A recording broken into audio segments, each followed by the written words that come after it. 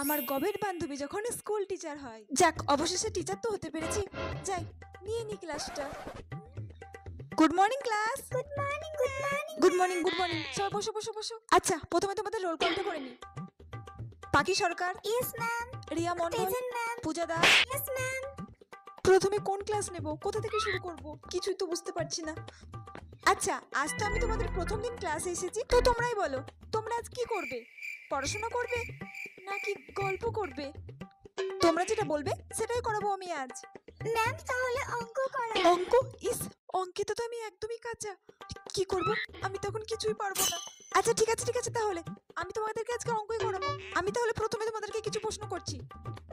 এই তুমি বলো তো, 5 আর 7 কত হয়? তো সোজা ম্যাম 12 হয়। 12? ইস, ঠিক বললো না ভুল বললো, আমি তো কিছুই বুঝতে পারছি না। কি করব? একটু গুনে নি। 7